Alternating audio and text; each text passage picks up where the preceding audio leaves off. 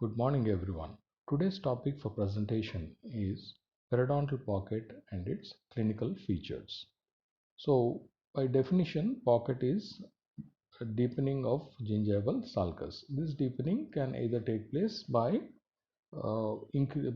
placement of margin onto the crown or apical shift of junctional epithelium, increasing the depth of the sulcus. So in this particular picture, you can appreciate one side there is a healthy gingival sulcus where you can see the tissues are snugly fitting and attached to the tooth surface, and whereas you can see the other side where there is disease, you can see the apical shift of junctional epithelium increasing the probing depth, and you can also appreciate the redness over the crestal margin of gingiva. So formation of true pocket is the hallmark of periodontitis, and it is characterized by the apical shift of junctional epithelium from its normal position where it is normally attached at cement enamel junction. So when epithelium shifts apically, the cement enamel junction also gets exposed to the pocket environment. So although the probing is the only reliable method of detecting pockets, we can even consider certain clinical features, signs and symptoms. So coming to probing pocket depth, what we consider as a reliable method of measuring a pocket or detecting a pocket. So in this particular diagram, you can appreciate the enamel, cement enamel junction and base of the pocket. So cement enamel junction is the landmark where junctional epithelium is supposed to be attached. When that is shifted apically, that makes a true pocket. So here the base of pocket is at a apical level, right? And the pocket depth is measured generally from gingival margin till the base of the pocket. So that makes a true pocket. So to recapitulate yesterday's lecture about classification quickly. So depending upon the morphology, the pocket is being classified as pseudopockets and true pockets. Pseudopockets occur when the margin is placed over the crown without alteration in the junctional epithelium, whereas true pocket is defined as when there is apical shift of junctional epithelium, and if both the pockets are present together, that is called as a combined pocket. And the next classification is based on the crestal bone, relationship to the crestal bone. We are classifying it as suprabony pocket and an infrabony pocket. Suprabony pocket is where the base of the pocket lies coronal to the crest of the alveolar bone. The arrow which is indicating the second arrow which is indicating the bone level, the crestal bone level, the first arrow which is indicating the attachment, that is junctional epithelium, where it is attached.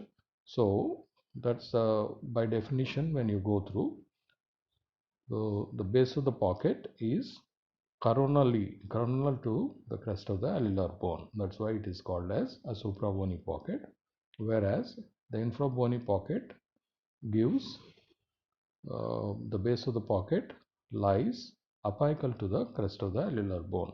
So here also we have two parallel arrows which were put.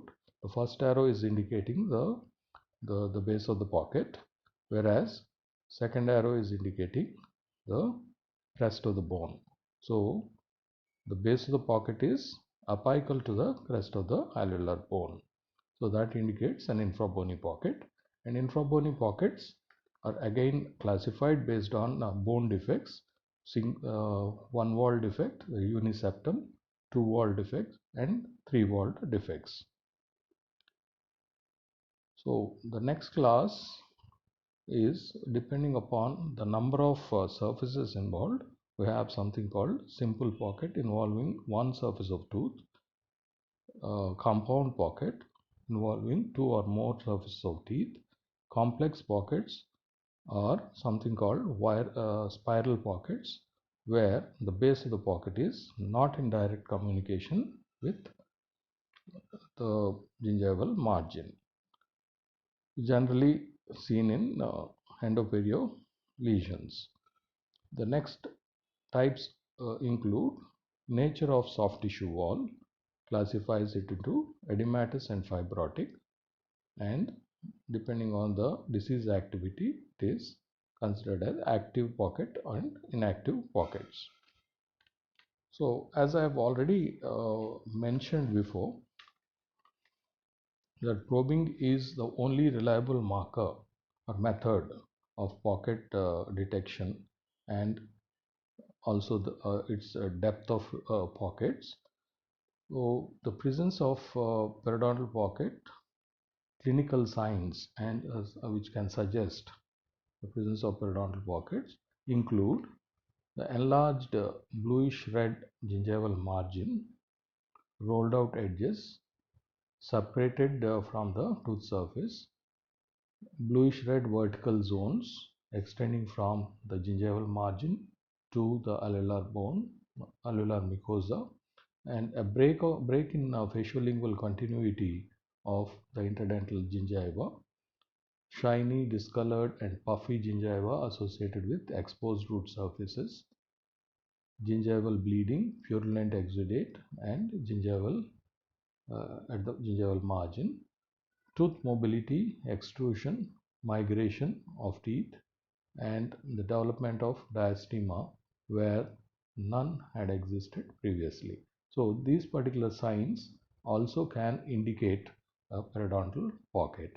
So coming to the clinical features in pictures.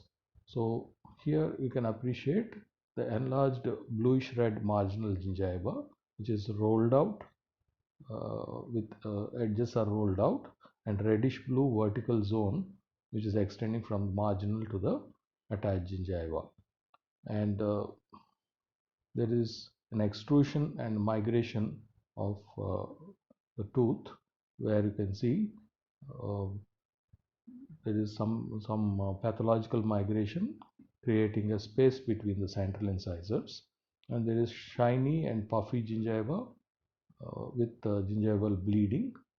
You can see the absence of stippling and purulent exudate when digital pressure is applied over the gingival surface of the pocket where the pocket is associated. You can see some amount of purulent exudate. And the second picture, the same features can be appreciated. You can see the break-in continuity of the interproximal interdental buccolingual papillae, and you can see the rolled out margins. You can also see the extrusion of a tooth, and it is definitely associated with a periodontal pocket, and also rolled out margins you can see, and there is a spacing between the teeth. There is a loss of continuation, loss of proximal contact relationship associated with pathological migration. So when you insert a probe in such areas, because without inserting a probe itself, you should be able to diagnose a periodontal pocket here. You can predict at least a periodontal pocket. Then the insertion gives you the depth of the pocket. So you can insert the probe in different areas where you can appreciate the depth of the pocket at different areas, and you can record uh, the amount of depth. And this is a picture where you can see the palatal gingival margin, because when the probing is done, probing measurement is taken at 6 points, that is buccally 3 points, mesial, buccal and distal, and palatally also 3 points will be measured. And the second picture, you can appreciate the pocket depth in the lower, that's the mesial to the first molar in the lower arch.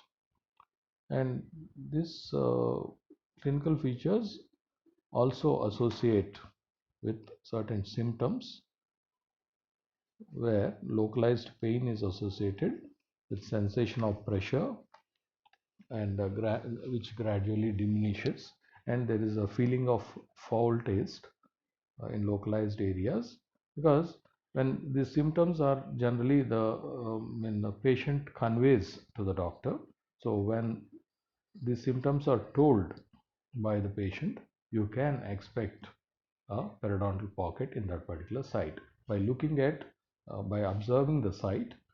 The signs will indicate a periodontal pocket presence, and you probe the area, you get the exact measurement of periodontal pocket.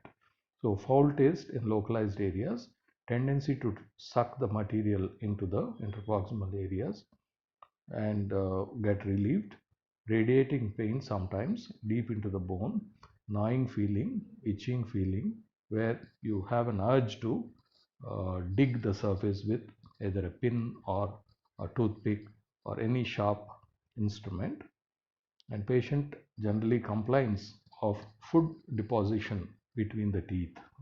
The food sticks between the teeth. That is one of the complaints what the patient gives. And when it is the food is taken out by a sharp instrument, patient gets relieved. So, and sensitivity to the heat and cold and toothache in the absence of caries. These are some of the symptoms which are associated with periodontal pocket. So coming back to the lecture, to summarize, so you have certain clinical features where you have enlarged bluish red marginal gingiva, rolled out edges, bluish red vertical zone extending from margin to the attached gingiva, extrusion and migration, shiny puffiness, uh, and gingival bleeding, purulent exudate are the commonest features which are associated with periodontal pockets. And periodontal probe is used to measure the depth of the periodontal pocket, and which is normally diagnosed as periodontitis. And certain symptoms which are associated are localized pain, sensation, foul taste, tendency to suck the material, radiating pain, and gnawing feeling, itching feeling. Patient tries to dig the surface with a sharp instrument, and sensitivity to heat and cold. These are some of the symptoms which are associated. So when you see the patient next time, if the patient doesn't give you the symptoms, you yourself can ask whether the patient has got localized pain or does he get a foul taste from one particular area where there is itching sensation, whether he uses a toothpick to dig the surface to get relieved, sensitivity. So you will understand, you can predict that there is a pocket associated in that particular site. Then you go for an examination where you can see the characteristic redness, edema, and puffiness, exudate, and also bleeding. Then you can insert a probe and get to know how much deep is the pocket depth, what is the depth of the pocket, and make a recording to give a diagnosis whether it is a periodontitis or whether it is a gingivitis or gingival enlargement. Thank you.